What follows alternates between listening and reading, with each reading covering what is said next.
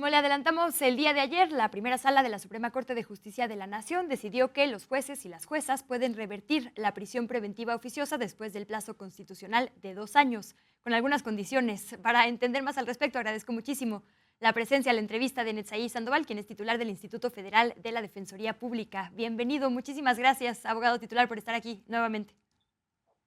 Muchas gracias. Muy buenas tardes, Luisa. Un saludo a ti y a todo auditorio.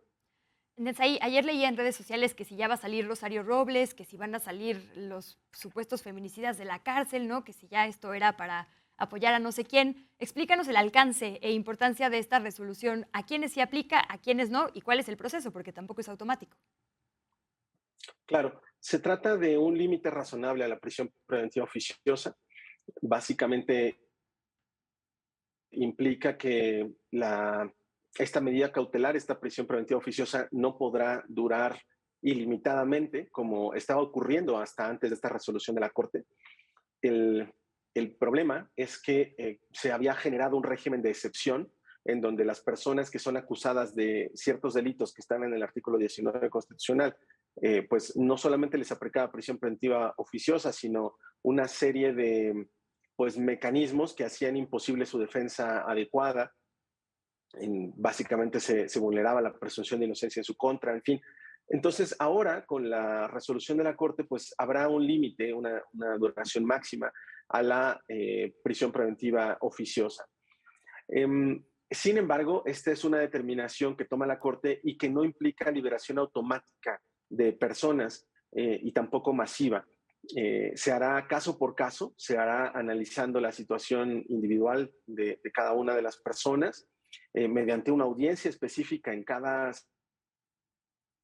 situación pues en la que los jueces y las juezas tendrán que determinar si las personas deben ser puestas o no en libertad. Es decir, puede prorrogarse todavía la prisión preventiva, pero solamente en los casos que marca la propia Constitución, como por ejemplo en el caso en que el retraso en el juicio se haya debido a la defensa, es decir, que los abogados públicos o privados de una persona hayan provocado el retraso en el juicio, solamente en ese caso se podría rebasar el límite de 2 años. Fuera de eso, tendrá que ponerse en libertad a las personas con alguna otra medida cautelar.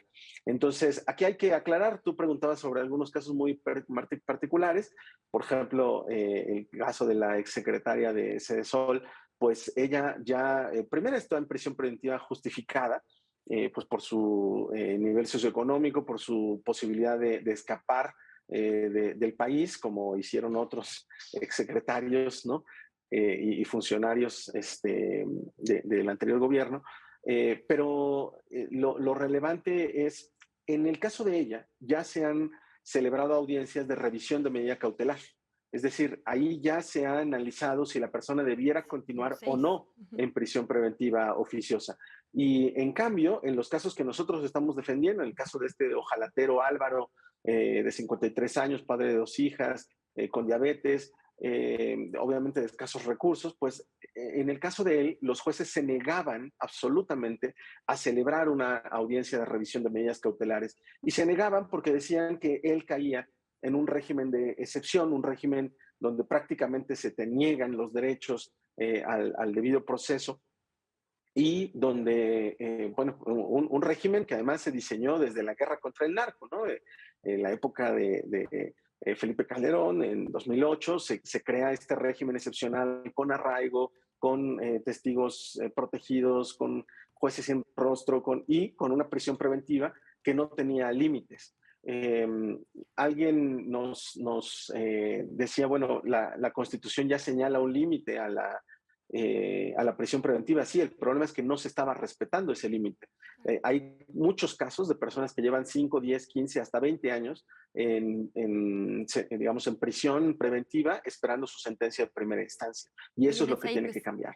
antes de preguntarte, titular, por por casos justo famosos o emblemáticos, digamos, de quien lleva más de una década esperando sentencia, quisiera preguntarte, digamos, por el procedimiento, el papel que tendrán ahora los jueces, porque nos dices, no es una liberación automática, pero sí están obligados los jueces y las juezas a, si ya hay más de 2 años, revisar el caso, Porque de repente pienso, pues son estos mismos jueces quienes dejan a la gente 10 años, quienes ahora van a tener que revisar la medida. Es decir, ¿hay alguna obligación para ellas y para ellos a que aceleren, digamos, el procedimiento o en realidad es como una nueva herramienta para la defensa? Justo. Sí, tienes razón, Luisa. La verdad es que son los mismos jueces que han llevado el juicio, los que han llevado los que dictaron la prisión preventiva oficiosa, los que están llevando el asunto, los que tendrían que valorar si se debe poner o no en libertad a la persona. Pero bueno, ahora hay unos parámetros que está estableciendo la propia Suprema Corte, en donde se señala muy claramente que la persona tiene derecho a ser puesta en libertad, a que se cambie la medida cautelar, a menos que pues la defensa haya provocado, haya retrasado el juicio, ¿no? Y esto yo diría, pues tendría que ser muy claro que se está utilizando una estrategia de tácticas dilatorias de parte de la defensa. Pero si esto no es el caso, como en el caso de Álvaro, otra vez, el caso que llevamos a la corte, es el caso de un señor, ¿no?, que estuvo un año llevando audiencias en el fuero local, llevó 10 audiencias en el fuero local, estuvo pues ante los jueces del fuero local y de pronto le dicen, ¿sabes qué? Nos equivocamos, tu delito no es local, es federal, porque la víctima y el vehículo son federales, entonces pues vamos a reiniciar todo, ¿no? Y las audiencias que llevamos en tu caso no sirvieron de nada, pues disculpe usted, váyase al fuero federal, allá lo van a juzgar, ¿no? Entonces, un año, todo lo que se actuó pues, quedó sin efectos. Pues bueno, eso obviamente no es culpa de Álvaro, ni es imputable a la defensa, ¿no? Esos son problemas de la burocracia de nuestro sistema judicial que tiene que cambiar. Afortunadamente, con este criterio de la Corte, ahora los jueces van a tener una presión porque no van a poder mantener a la gente como ocurría en esos casos durante décadas en prisión preventiva oficiosa, sino que ahora tendrán un límite de 2 años y sabrán cuando se acerque el plazo de 2 años que pues probablemente van a verse obligados a poner en libertad a las personas y tendrán que acelerar los trámites para dictar sentencia rápido. De eso se trata en el fondo de este caso. No se trata solamente de beneficiar a Álvaro o de beneficiar a algunas personas en lo particular, sino de que nuestra justicia sea pronta y sea expedita como ordena la Claro. Constitución. El cambio de paradigma. Leí ayer a la abogada Daniela Pineda que justo dice, la prisión preventiva no es más que la pena sin probar delito. No reduce la impunidad ni la incidencia delictiva, que es lo que socialmente nos interesaría. Y en un país con profundas desigualdades económicas como el nuestro, es una abierta penalización a la pobreza, un poco en el mismo tono de lo que nos cuentas del caso particular de Álvaro. Y para no robarte más tiempo, Netzaí Sandoval, el caso, por ejemplo, de Brenda Quevedo, ¿no?, que es un caso que además ustedes llevan y que han seguido muy de cerca desde la comisión ejecutiva, me parece que es el título, de tortura por todas las irregularidades en su caso denunciadas. En casos como el de ella, por ejemplo, ¿esta es una medida o una resolución que le beneficiaría? Sí le puede beneficiar, insisto, no automáticamente, no directamente, pero sí le puede beneficiar. Afortunadamente, esta decisión se tomó 4-1, fue una mayoría calificada de la Corte en la sala la que tomó esta determinación, así que va a tener efectos tanto digamos, en el fuero federal como en el fuero local.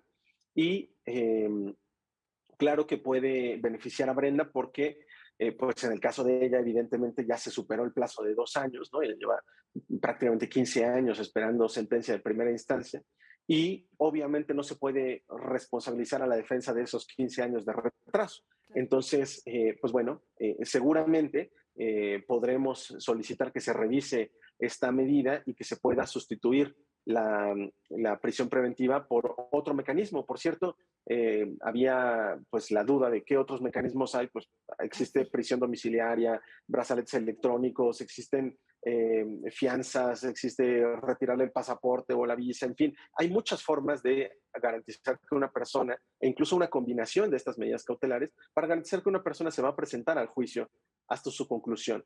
Pero lo que no podemos seguir tolerando es un régimen, ese régimen de excepción que se creó, insisto, en la guerra contra el narco y que se creó en un momento, digamos, en el que se pretendía crear un derecho penal del enemigo, ¿no? Criminalizar a un cierto tipo de conductas y de personas, eh, más bien a un grupo de personas de escasos recursos. Bueno, con la mera señalización, con la mera acusación pues, en contra de una persona donde se le imputaba, no sé, formar parte de la delincuencia organizada, pues esa persona iba a estar en prisión preventiva ilimitadamente. ¿no? Y ahora no podrá ocurrir esto. Estamos, creo, derrumbando ese régimen de excepción que se creó durante la guerra contra el narco y que utilizaban personas como Genaro García Luna, estos Cerón, en fin, estos Sí. personajes de los que ahora estamos hablando, ¿no? Que son personas que pues utilizaban pues fabricación de casos, ¿no? Para criminalizar a personas de escasos recursos y esas personas no tenían posibilidad de defenderse, ni siquiera, así literal, los jueces ni siquiera Sí. les daban audiencia para revisar su medida cautelar. ¿Por qué? Pues porque decían que están acusados de algo que te ponía en un régimen de excepción. Entonces, afortunadamente la Corte está diciendo, no hay tal régimen de excepción. Eso está fuera de la Constitución. No puedes mantener a la gente privada de libertad ilimitadamente. Pues Netzaí Sandoval, felicidades por este triunfo de la Defensoría Pública, que bueno que sea un instituto público quien está pugnando por los derechos humanos y el debido proceso. Gracias nuevamente y nos quieres dejar algún teléfono, sé que siempre dejas los datos de la Defensoría por si alguna persona necesita atención. Sí, muchísimas gracias, Luisa. Sí, nos interesa mucho que la gente pueda acercarse a la Defensoría Pública. Tenemos un call center nacional, un Defensatel que funciona 24 horas, 365 días del año. Es 800-224-2426 y ahí la gente puede recibir atención gratuita de abogados y abogadas de la Defensoría Pública. No son telefonistas que van a tomar un recado, no, son abogados y abogadas que van a dar un servicio gratuito y pues insistirles, pueden acercarse a la Defensoría no solo para casos penales, sino para casos civiles, mercantiles, laborales, en fin, busquen los servicios gratuitos de esta institución. Pues muchísimas gracias también por la entrevista y el tiempo. Un fuerte abrazo, Netzaí Sandoval.